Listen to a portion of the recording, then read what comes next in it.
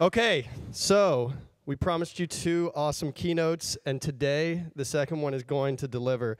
I'd like to introduce Julia Grace. She's the head of engineering at Tindi. And if you don't know what Tindi is, it's a place to buy and sell Indy Hardware and handcrafted gadgets. She can do a much better job of explaining it, but let's get a round of applause for Julia Grace. Thank you. Thank you. All right, good morning. So I hope everyone is caffeinated and has on their blanket or sweater in the room to keep you warm while I speak so that hopefully you won't fall asleep. So we're going to be talking about some of my most favorite things in the world, JavaScript, drones, and robots. But first, I would like to thank Cerner and all the sponsors and Kansas City for bringing me here. This is my second time. It's a pretty fabulous place, so thank you. So let's get started with a little bit of background. So I run engineering at a startup in Palo Alto, California, in Silicon Valley called Tindi. But I'm very first and foremost a software person. I really view myself and my identity as a software person. So how many of you, would you raise your hand, view yourselves as software people? Okay, very cool. Looks like the majority of the audience raised their hand for those viewing at home. Now, how many of you would view yourselves as a hardware person?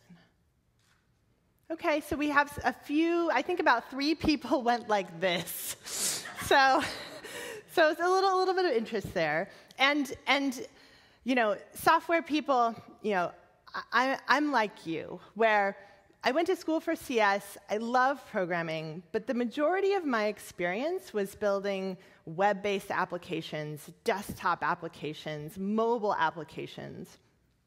But all of that changed about 3 or 4 years ago. And suddenly, I became a software person in a hardware world. And this was a very strange thing for me, because this wasn't software engineering to me. I wasn't used to using breadboards, LEDs, wheels, robots. None of my projects that I had ever built in my career required a baby pool to debug them. And the extent to which I would write applications for my kitchen appliances was basically limited to this fabulous set of magnets that you can put on the fridge to pretend you have apps on it. And then finally, this wasn't software engineering at all. I mean, this is 3D printed candy that you can eat. And everything that I had been doing up until several years ago was so different than all of this. But the world was changing all around me. Almost 2 years ago, there was an article in the New York Times about the hardware revolution that was occurring in Silicon Valley. And it's not a revolution by any means that was limited to the Valley. But even though hardware wasn't being manufactured in the Valley, a lot of crazy mad scientists, like myself, I like to think, were dreaming up these wild hardware projects. So we started to see something interesting happen several years ago, especially with the advent of Kickstarter. Have any of you seen the Pebble watch? Okay, so people are nodding, they're raising their hand, very cool. So in July of 2013, the Pebble watch raised $10 million on Kickstarter and was one of the most successful projects ever to go on Kickstarter.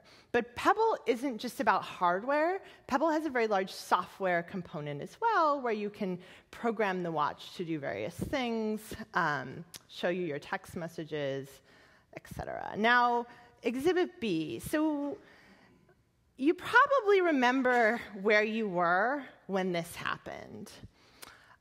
Thanksgiving 2013, Jeff Bezos, CEO of Amazon, a software company, gets on 60 Minutes, and he talks about how in the future, Amazon will be delivering packages with drones, maybe like this one. Very recently, Amazon has been petitioning the FCC to give them a license to start using these drones. And so again, we see a software company starting to get involved with hardware.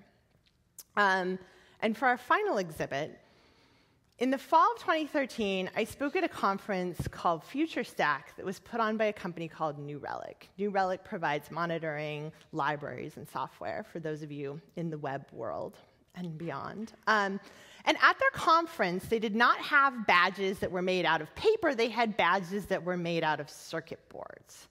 And so you'd take this circuit board, and it had a chip attached to it with a wireless adapter.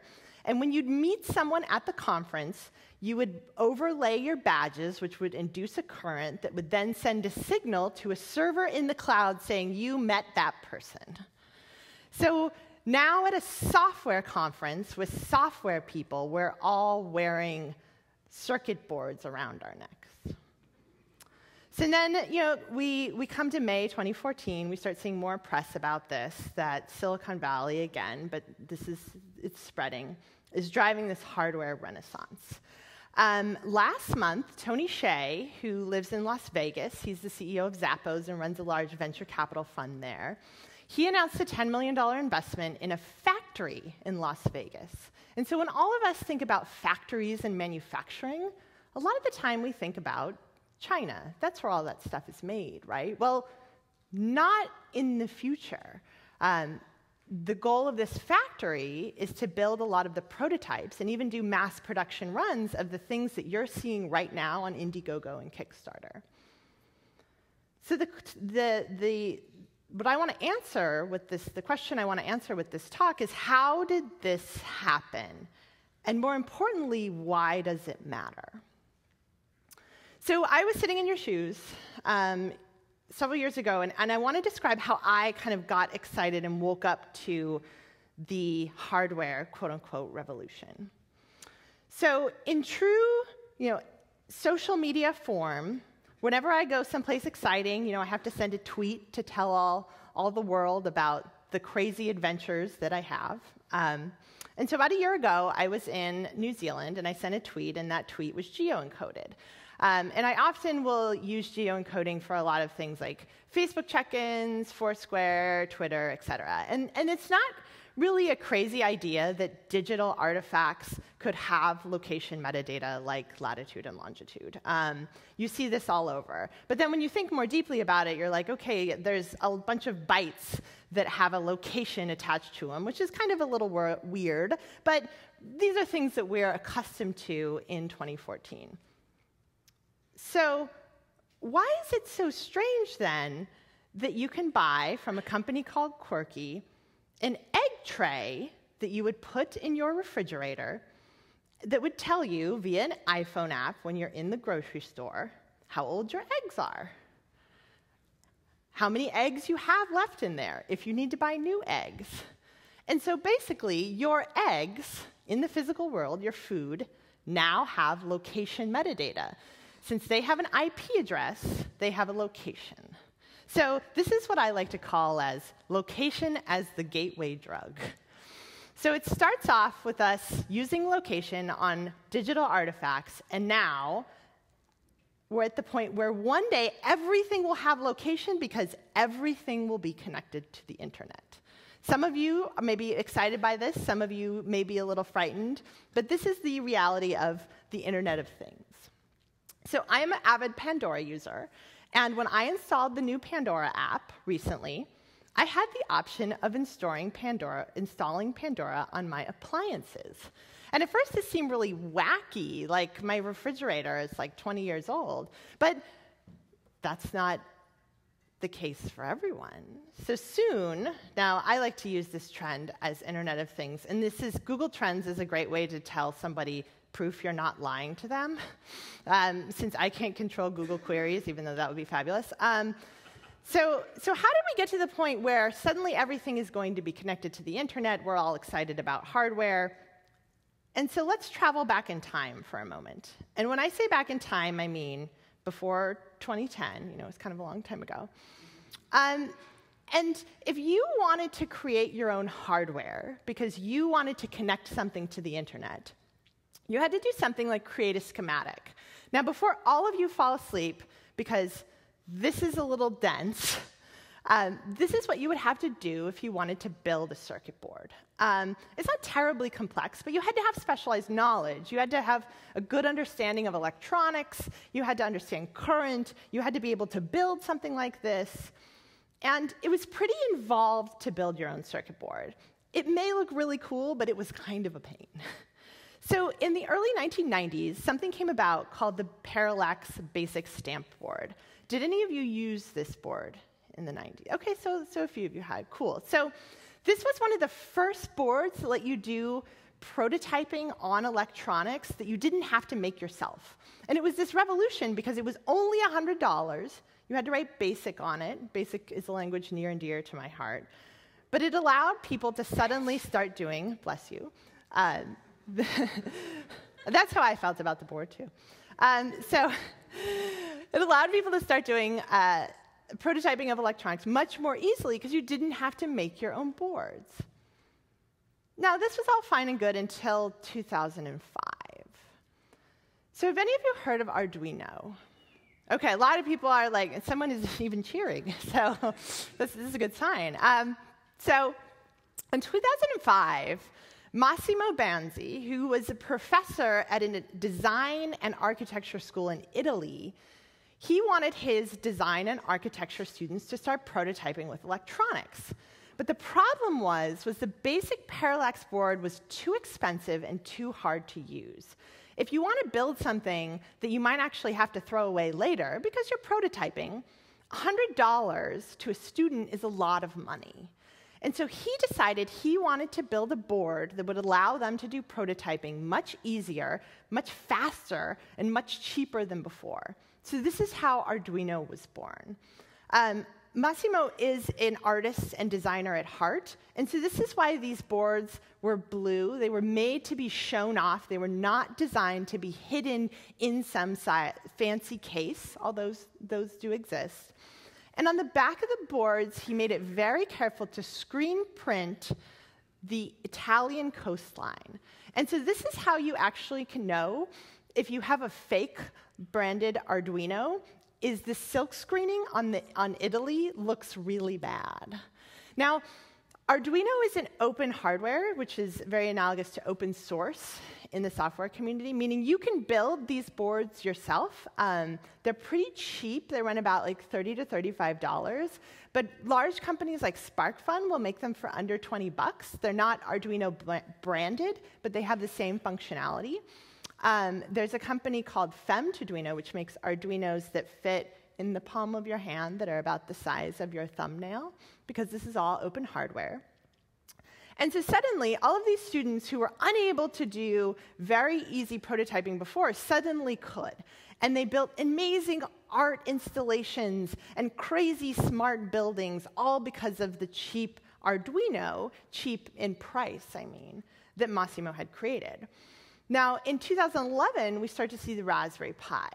Are you anyone familiar with Raspberry Pi? If you're in Julia Ellman's talk yesterday, you'll, OK, cool. So, you know, a very cheap Linux computer. So this is an actual computer as opposed to an Arduino, which is used for embedded systems. It's a microcontroller. And with the Raspberry Pi, what happened was Eben Upton, who is a professor in England, was very concerned because he saw dropping enrollments in a lot of his computer science classes. And he thought that if he could create something that would get kids excited about computers younger, then maybe he would have better job security later on because there would be so many more students. He was also very passionate about getting people excited about computer science as well, not only just job security. So with these two examples, suddenly the hardware barrier is lowered. You can start playing around with hardware in ways that are cheaper and easier and more accessible than ever before. So history repeats itself. Are any of you BASIC programmers? Or maybe programmed in BASIC?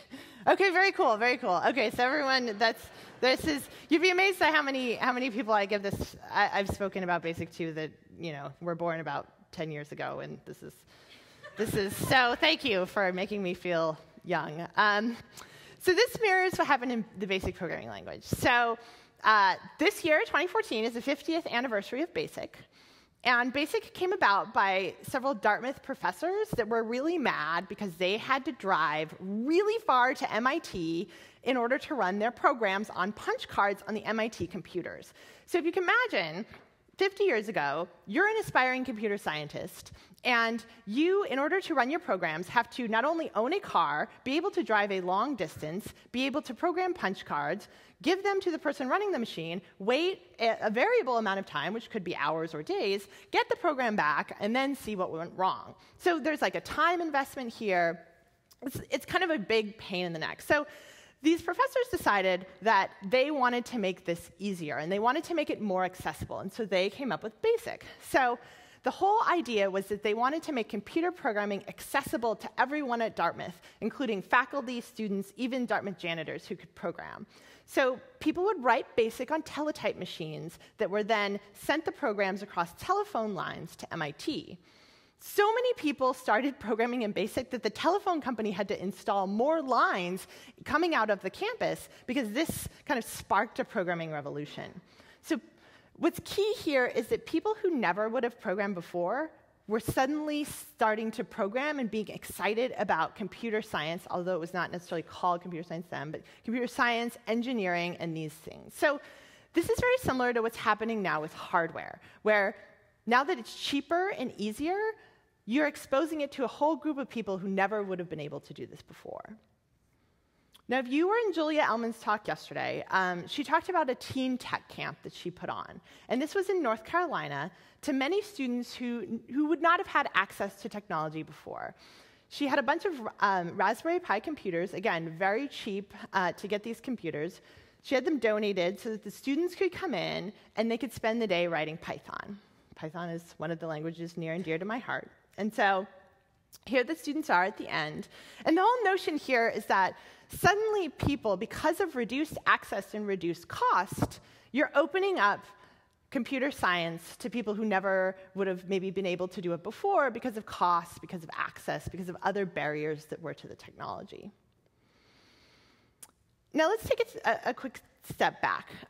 So we've talked about Arduino, we've talked about Raspberry Pi, we've talked about how it's really enabled people to get excited about technology. But one of the things to remember is some of the most game-changing technologies that have ever been part of our society often started off like toys.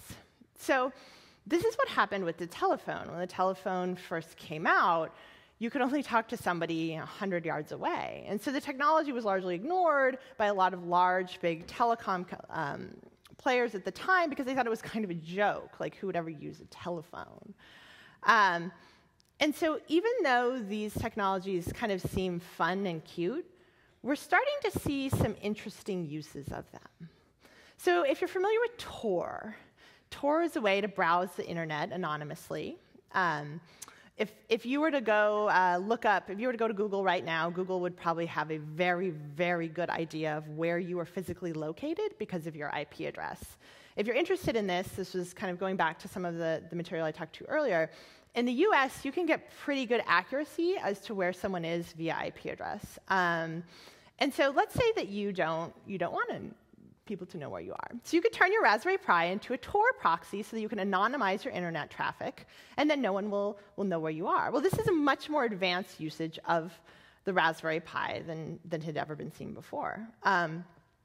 Amazon, AWS recently released some APIs that would allow you to back up your photos to S3, also using your Raspberry Pi in the background.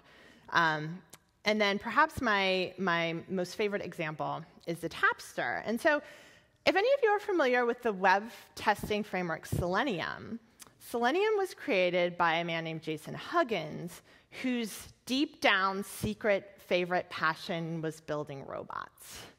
So Jason, during the day, would build Selenium, which allowed you to test JavaScript and spin up web pages and click through buttons, a very useful testing framework. And at night, he would use Arduinos and make open hardware robots.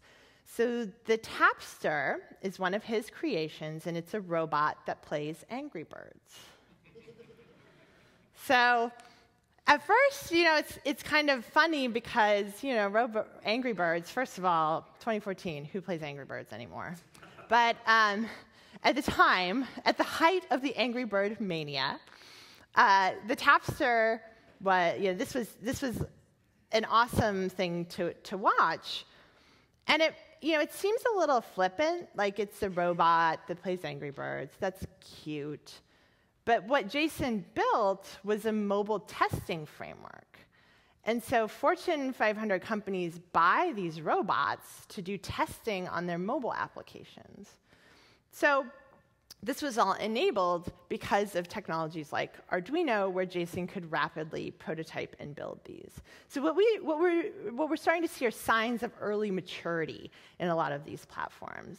And one of the keys of maturity is advanced uses you never would have thought of before. So speaking of things that someone had not thought about before, I was having several conversations over the past couple days since I arrived in Kansas City with folks at the conference. And I mentioned to them that I was going to be talking about JavaScript and hardware. And everybody would laugh because they'd say, JavaScript on hardware? Are you crazy? Like, hardware means C and other kind of low-level languages. But that's not the case anymore.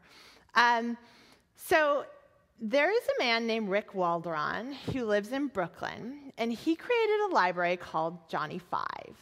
And Johnny 5 is a node library for JavaScript robotics. So those robots, and this is Rick and his arms, and one of his robots. And so the robot that I had earlier in the presentation, these are what's called NoBots. And Rick's library and the whole notion of JavaScript robotics has really sparked this whole movement of building robots that do things using Node and writing JavaScript. If you're interested in learning more about NoBots, we're going to talk a little bit more about it, but this is the logo for NoBots. I can also link to some of the GitHub libraries. And the thought of JavaScript robotics is that wouldn't it be cool if you could control things in your home using JavaScript? Now, half of you are probably horrified when I say something like that. And the other half of you are kind of like excited and want to do it because you have a feeling that something crazy would happen. So the whole movement around this was sparked by, it would be so cool if I could write a function that would tell my living room, find the lights and dim them, all in JavaScript. So at JavaScript Conference, JSConf, several months ago, they had a whole kind of section of the conference that was devoted to getting people into hardware, prototyping with Arduino. They had some 3D printers. They were printing parts for the NodeBots. And then at the finale, there was a NodeBot soccer game. So all these are controlled with JavaScript. It gets more exciting. Come on, goalie, give me a push. Oh no, it's going to turn into rugby.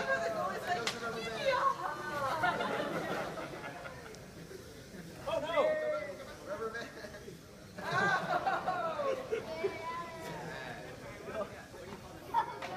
This happens a lot in JavaScript Robotics. Oh, 1 minute. Oh no!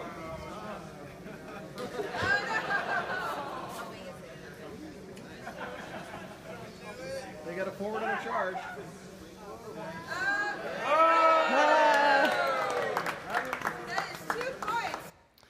So usually at JavaScript conferences, you don't see stuff like this. Now,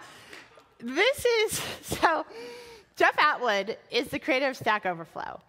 And in 2007, he issued this edict that, as you can see, anything that could be written in JavaScript eventually will.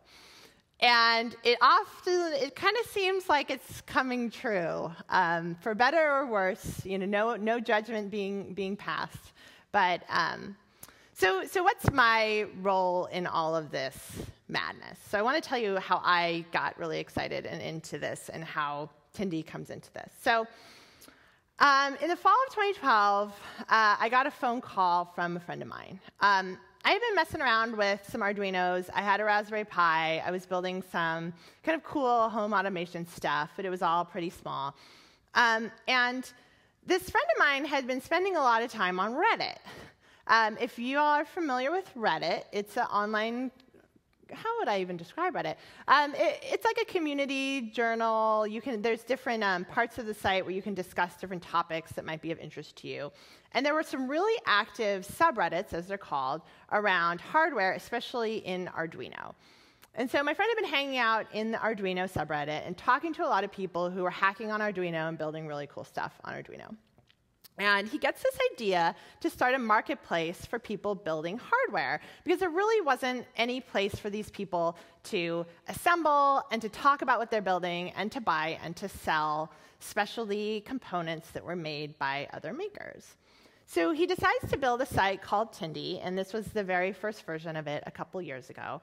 And these are still, we actually have these products. I've built a bunch of these products myself. And so he builds this, and he starts to get a little bit more traction than he thought it would be, a few more visitors. And you know what happens when you have a side project and you put it on the internet, and lots of people go to it, and it basically goes offline. So it kind of, he was getting a little too much traffic, and he was like, I really want you to come build Tindi with me and grow it out, figure out how to scale it, that sort of thing. So after telling him no many times, I finally said yes. And now we are at Tindi. We deploy every single day. So now I say we're at version like whatever that is, 100,000, million, who knows. So we are a place to buy and sell Indy Hardware. So a marketplace for people who love making hardware. And I want to tell you the story of something called the Airpie.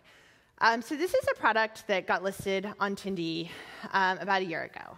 And it kind of shows up, and it's a weather station for the Raspberry Pi, meaning you can, if you have your Raspberry Pi, you can buy this kit, and it can detect anything that is detectable in the atmosphere, in your immediate atmosphere, meaning temperature, humidity, barometric pressure, changes in wind, like all of this stuff. And what's so cool about this is that if you wanted to do something like this before, it would have cost you hundreds of, if not thousands of dollars to buy all of these parts and build these weather stations yourself. But this was listed for $100. And so we were like, wow, this is really cool. Like, finally, you could buy it as a kit. You could buy it fully assembled. You hook it up to your Raspberry Pi. You can connect with other people on the internet and look at their weather readings. Like, it was like a really cool project. So, it started selling a lot, and we're getting more excited about it. And so we reach out to the person who had listed it, because we don't always know everything about the different products on the site, although we do buy and learn about a lot of them. And so we contact him, and we realize he's 18. And he built this as a science fair project in the UK with a friend. And he decided that he wanted to sell it. And so within 2 weeks, he had sold $30,000 of these. And by the way, trying to send someone who is 18 $30,000 through PayPal is a whole other technical talk. But what was so amazing was that he was able to build this kind of nights and weekends, and he has since starting university in the fall. And came out with another newly improved version of this, and it's all open hardware, so he encourages people to, if they don't want to buy it, then just go and you can build it yourself. All the schematics, everything's on GitHub. So that was really amazing, and it kind of woke me up to these trends that I was seeing and what hardware was really enabling people to do. I would suggest that this is a really cool kit, not only for kids, but for adults that want to get into hardware, and a lot of universities buy this now to use in their classrooms. I'll give you another example about Tapster. So Tapster has grown up. There's now Tapster version 3, and it can write your name. And so Tapster has also matured significantly, especially as Jason started getting larger and larger orders from bigger and bigger companies that wanted to buy the robot. And so he now has even more advanced versions of Tapster.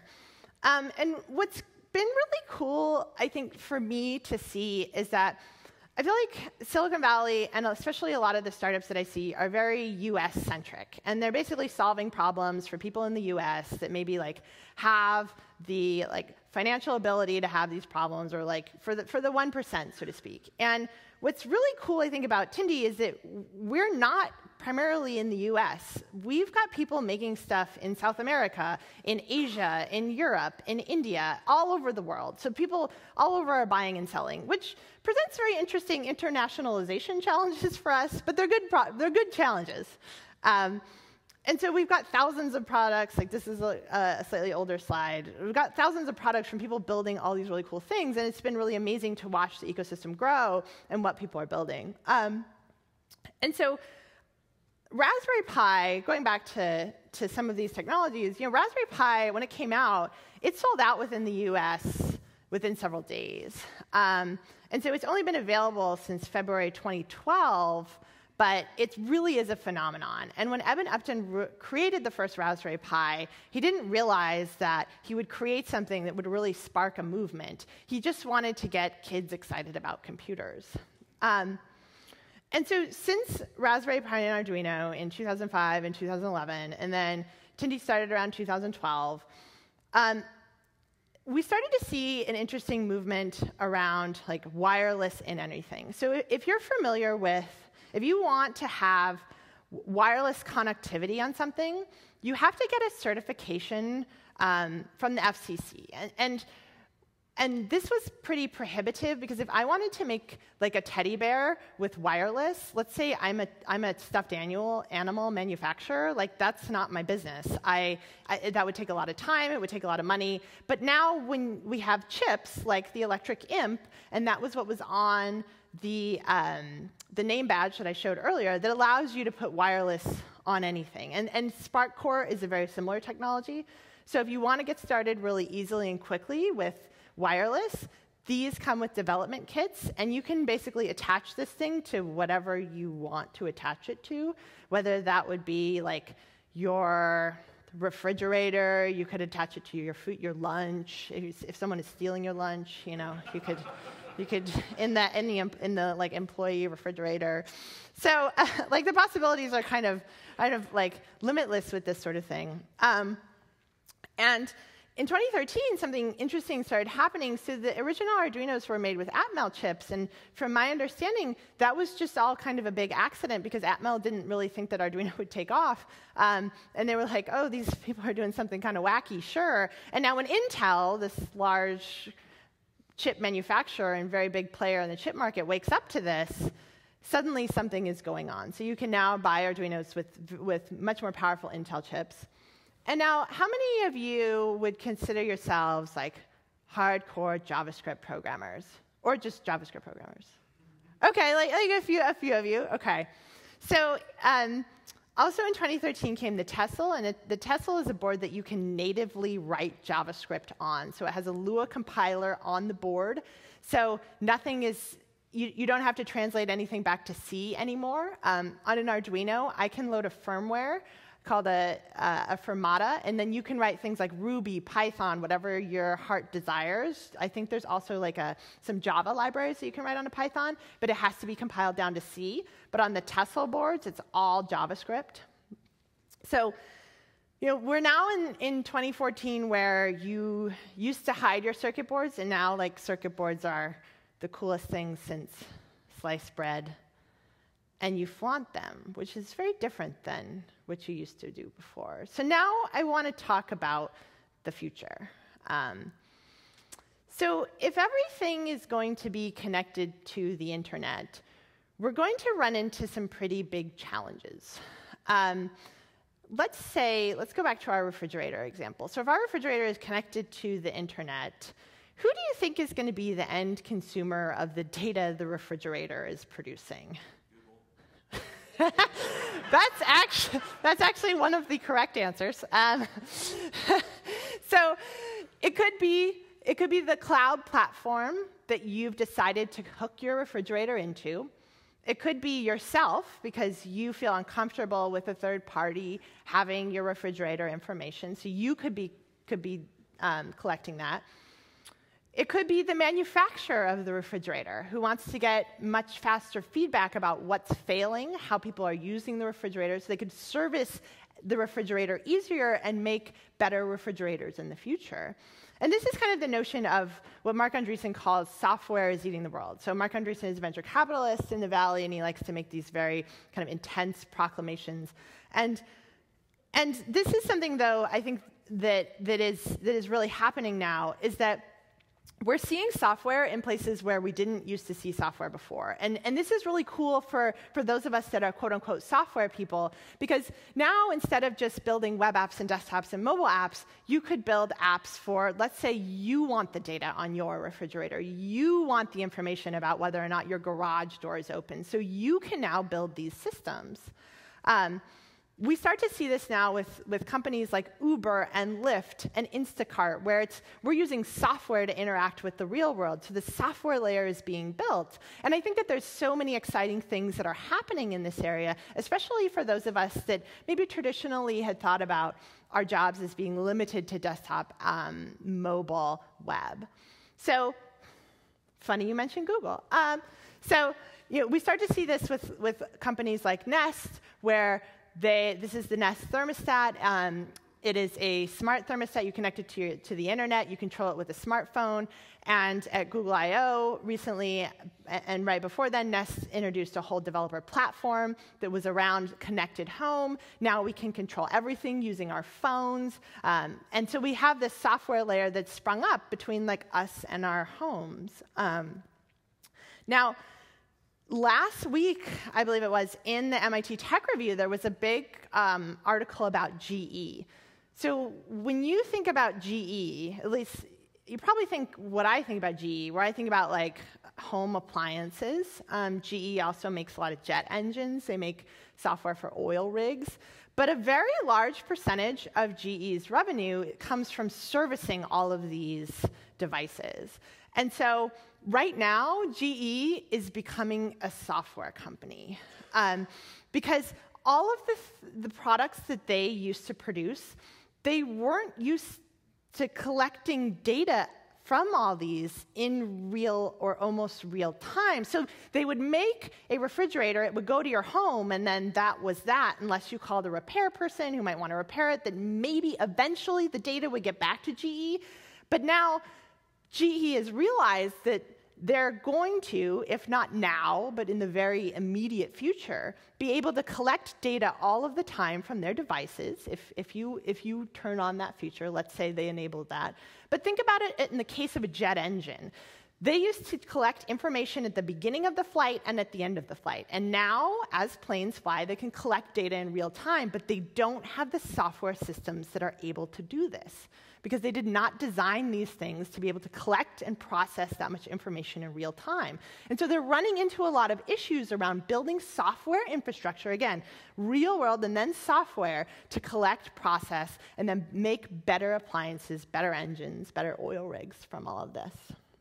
So what I want to leave you with is that the world is becoming very blurred. Hardware, software, cloud, all of this is kind of becoming together. And so what if in the future full stack didn't mean database to JavaScript, but if it meant hardware circuitry to boards to applications to JavaScript to more JavaScript to Node? And so all of the paradigms are beginning to change, and they're in flux.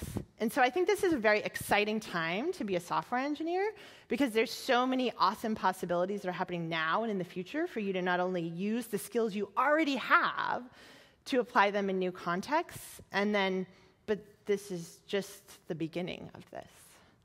So thank you.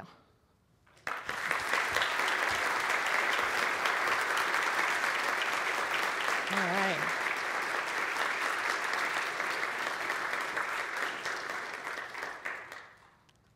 I think we have some time for some questions. Yes, okay, we do. I'm getting the nod. All right.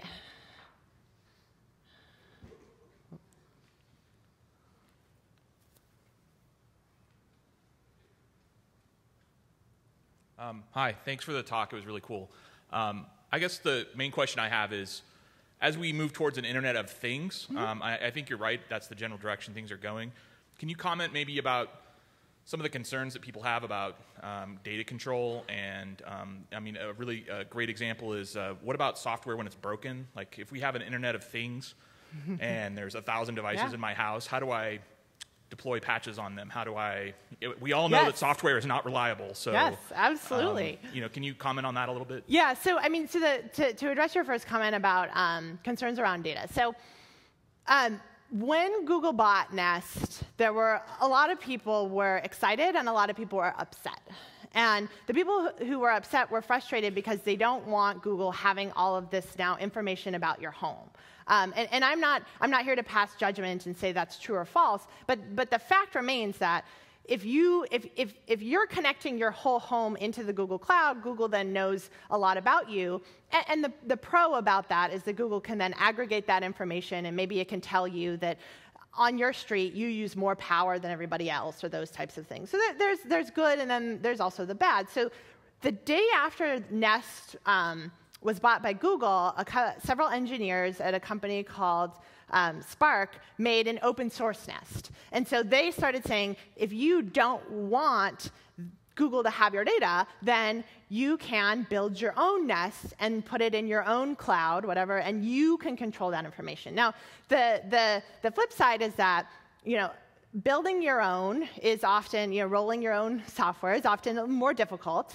It's less polished. But if you want to do it, it is possible, and it is possible to do with commodity components that you can buy, because a lot of these components are so much cheaper now, like wireless adapters. You can buy a temperature sensor from Honeywell for like dirt cheap to put in your open source Nest. So I think that this will spark a lot of very interesting innovation in the open hardware and open source space from people who are not interested in kind of opting into the massive overlords controlling your data, for better or worse. So now your question about when the software breaks. So there was a Kickstarter project called Lockatron that was several years ago, where the thought was you could unlock your door using your smartphone. And this was kind of cool. Like, what if you're renting out your room for like an Airbnb or something, and you need to unlock the door? There was an emergency. Let's say you were living with an elderly parent. The parent had fallen. You're not at home. You need to unlock the door so someone could help them. So there's some very interesting use cases there. So when they were building out the hardware, so hardware is hard, and it took several years for them to get the hardware right. But they also started having some issues around when is an appropriate time for you to upgrade the firmware on the locks in your doors? And so this kind of takes on a whole new level of not only complexity, but how it could directly affect your life if your door what if your door lock runs out of batteries, and you now can't get into your home besides using some sort of brute force, which, let's face it, it's 2014, you don't own an axe that you can knock your door down. So they've had to come up with some very kind of to the way that they solved this problem, and it's still a very unsolved problem, was that you're explicitly prompted, from my understanding, of when you want to upgrade this firmware, so you can ensure that you're there so it doesn't happen automatically. I think they're still having a lot of issues around how to change around battery life. So I think there's a lot of open challenges there, and I don't think that any of this, by any stretch of the imagination, is a solved problem. But what's cool is that you can take the learnings from running mission-critical production software, like the folks at Cerner had said. They have software that's really directly affecting people's lives. Well, now we've got software that's also directly affecting people's lives in a different capacity, and so you can take some of those lessons there to be learned to then apply in these new contexts. And so I think that one of the reasons that it is kind of still unsolved and it's still an open problem is because the people who used to solve these types of problems in the past did not come from the backgrounds like running production systems that exist today, meaning they're solving a different set of challenges. And so now that you've got this intermingling of people who have experiences from all sorts of different backgrounds of running different types of software and hardware, now I think you have the ability to make better and well-educated decisions because you have these diverse backgrounds. But honestly, I don't know, and I look forward to finding out. So. All right. I think we're getting the... Yes, thank you very much, Julia. That was great. Now, I wish we could talk all day. Thank you. Thank you.